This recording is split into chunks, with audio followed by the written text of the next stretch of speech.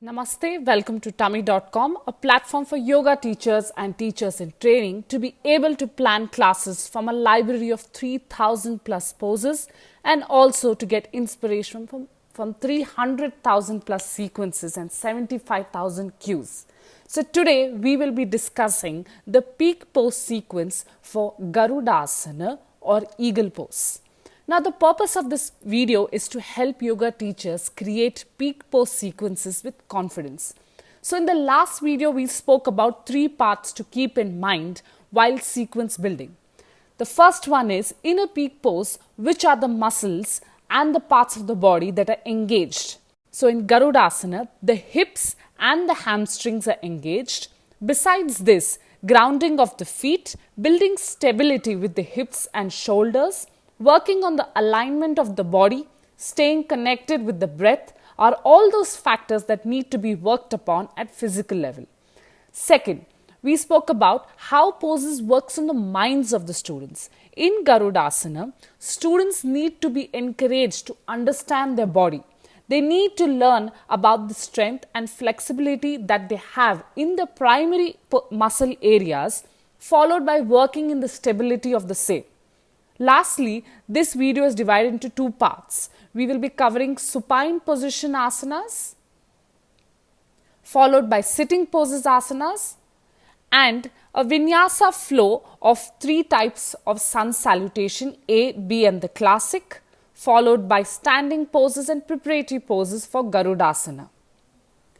So let us begin.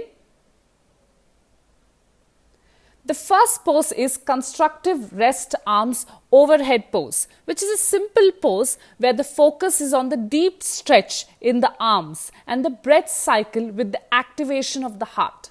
Besides working on stretching the arms, which is engaged in Garudasana, this takes the minds of the students towards their breathing cycle, which is also very important in a balancing pose like Garudasana. The next pose is cycling pose with bent knee. This pose works on the core, the knees and the quadriceps. It is strengthening all the 3 parts which are in action while doing the peak pose. The core is used in Garudasana for balance. The strength in the knees and quadriceps is needed to maintain the peak pose for a long period of time. Both of this is achieved when doing this pose. Now the next 2 poses, that is supine windshield viper twist pose and supta ardha Gomukh asana, are included in the sequence to create awareness between the body and the breath, which improves the stability of the students, helping them achieve the peak pose. Supine windshield viper twist pose is stretching the upper thighs, the hips, simultaneously working on the knee joint, and supta ardha Gomukh asana is stretching the sides of the hips. But when the minds of the students is taken towards their breathing cycle in both these poses, that is when the students learn to understand their body better through the deep stretches. Now this will help the students to remain connected to their breath while doing the pose, which increases their balance capacity, adding to the practice of Garudasana. Moving on to the next pose, which is the reclined big toe pose B, which helps in stretching the hips, the hamstrings and supports the lower back, that will help students while doing Garudasana. But more than the stretch, being aware that as one leg is stretched out, the other one remains stretched forward. Body awareness is the goal of this pose. In place of this pose, you can add variations, like let me show you the poses library. Once you reach here, you can filter the 3000 plus poses we have in our library based upon the muscles that you want to work on, the level of your students, the position that you're looking for, and what is the focus. So I've already made a pre-filter. I'm searching poses that works on the hips, looking for supine position asanas, and the focus is twist. So these were the different poses that came. Now as a teacher, and depending upon the performance of the students, you can add variations or you could replace that particular pose.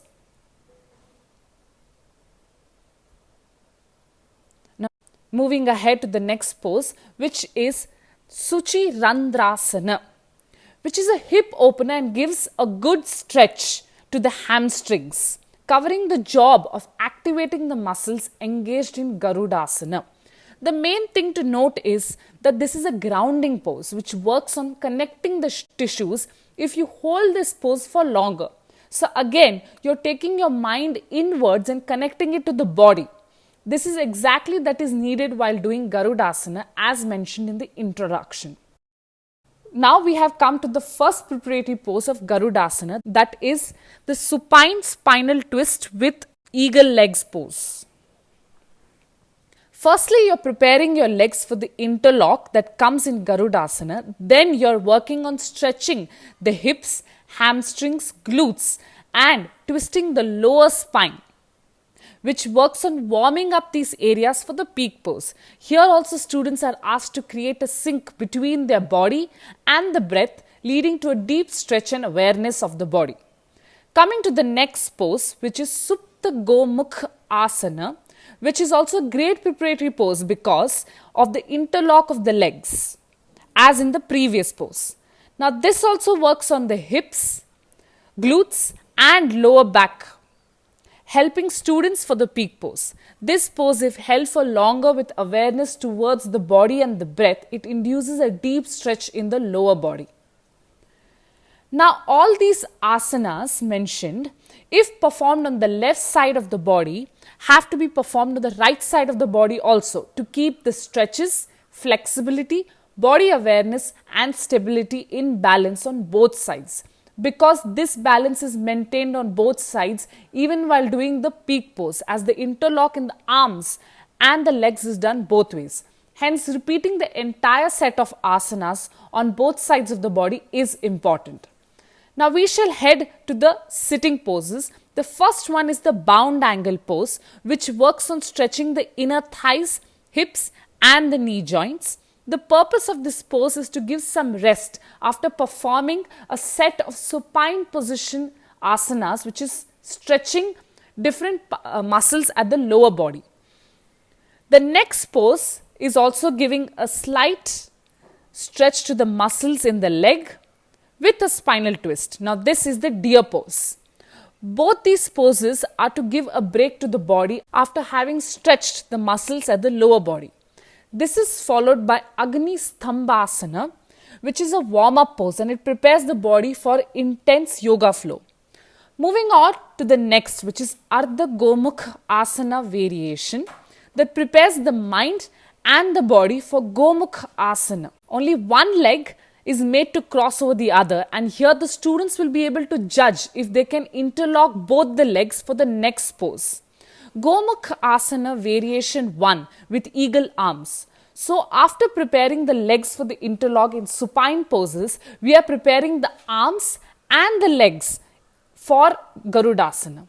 The teachers can refer the variations of this pose by just searching on Google variations Gomukh Asana Tummee, and you will get our page as the first link. These are the various variations for this pose.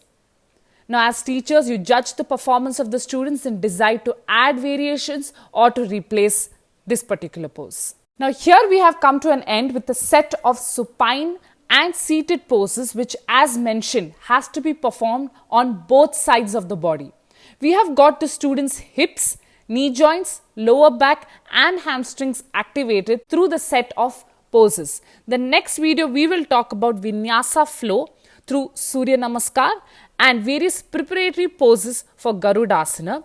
You can click on the link for the next part mentioned on the screen. So stay tuned and thank you.